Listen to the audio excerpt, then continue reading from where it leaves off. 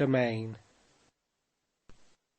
The old neglected palazzo, with its lofty carved ceilings and frescoes on the walls, with its floors of mosaic, with its heavy yellow stuff curtains on the windows, with its vases on pedestals and its open fireplaces, its carved doors and gloomy reception rooms hung with pictures. This palazzo did much, by its very appearance after they had moved into it, to confirm in Vronsky the agreeable illusion that he was not so much a Russian country gentleman, a retired army officer, as an enlightened amateur and patron of the arts, himself a modest artist, who had renounced the world, his connections, and his ambition for the sake of the woman he loved. The pose chosen by Vronsky, with their removal into the palazzo, was completely successful, and having, through Golenishtchev, made acquaintance with a few interesting people, for a time he was satisfied. He painted studies from nature under the guidance of an Italian professor of painting, and studied medieval Italian life. Medieval Italian life so fascinated Vronsky that he even wore a hat and flung a cloak over his shoulder in the medieval style, which indeed was extremely becoming to him. "Here we live and know nothing of what's going on," Vronsky said to Golenishtchev as he came to see him one morning. "Have you seen Mihailov's picture?"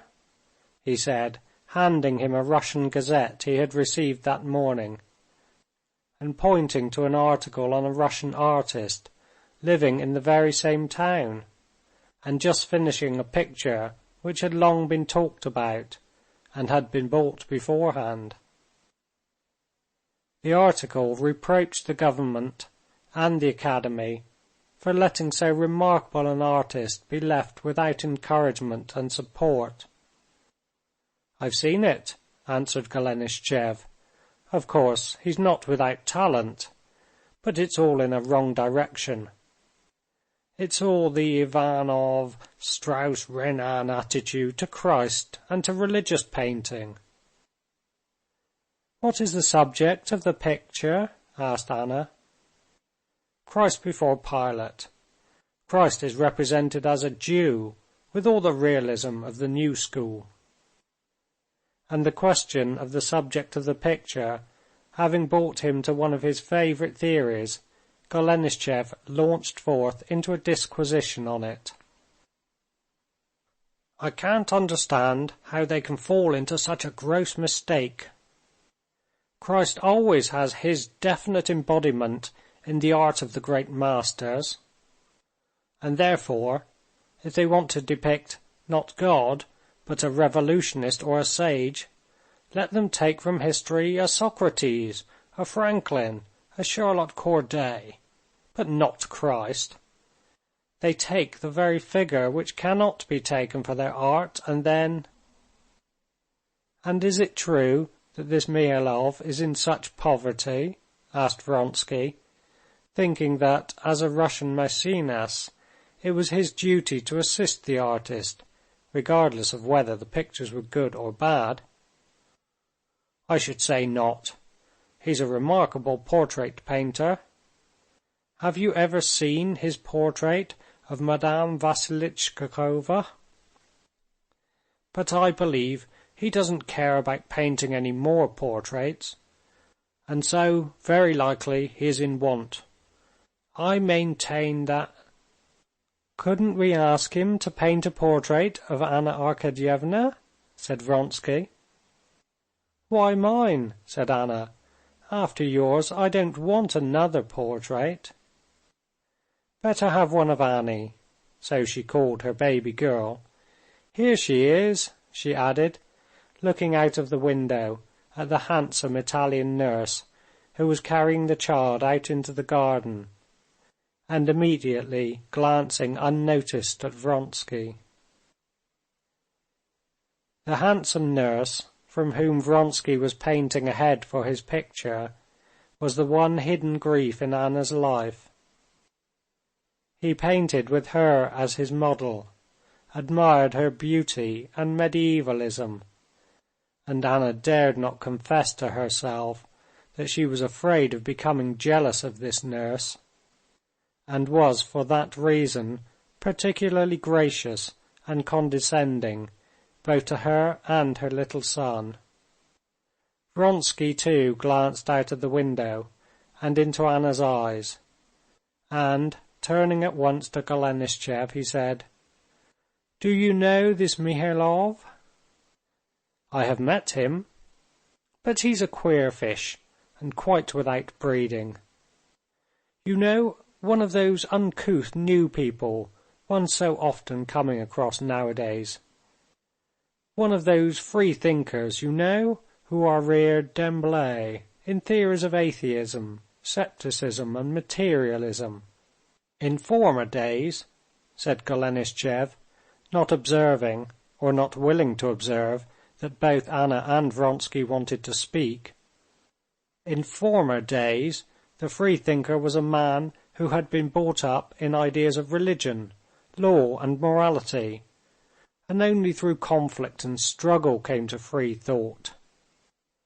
But now there has sprung up a new type of born freethinkers, who grow up without even having heard of principles of morality or of religion, of the existence of authorities, who grow up directly in ideas of negation in everything, that is to say, savages.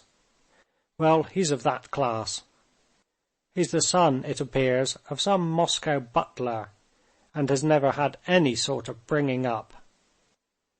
When he got into the academy and made his reputation, he tried, as he's no fool, to educate himself.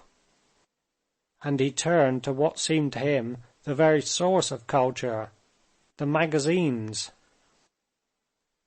In old times, you see, a man who wanted to educate himself, a Frenchman, for instance, would have set to work to study all the classics and theologians and tragedians and historians and philosophers, and, you know, all the intellectual work that came in his way.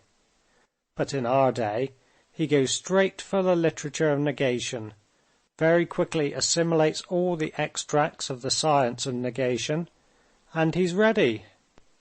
And that's not all. 20 years ago, he would have found in that literature traces of conflict with authorities, with the creeds of the ages.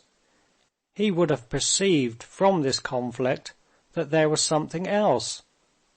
But now he comes at once upon a literature in which the old creeds do not even furnish matter for discussion, but it is stated boldly that there is nothing else.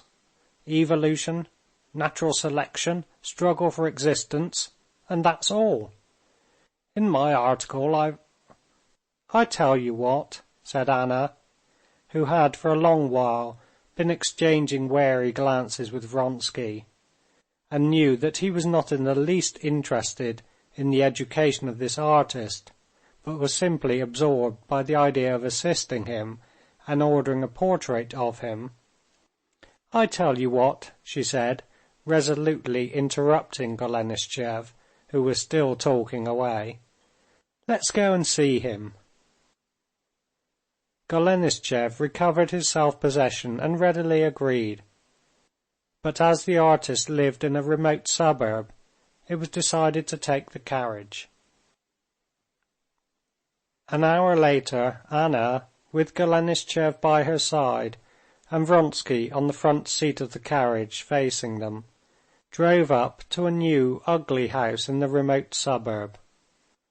On learning from the porter's wife, who came out to meet them, that Mihailov saw visitors at his studio, but at this moment he was in his lodging only a couple of steps off, they sent her to him with their cards, asking permission to see his picture.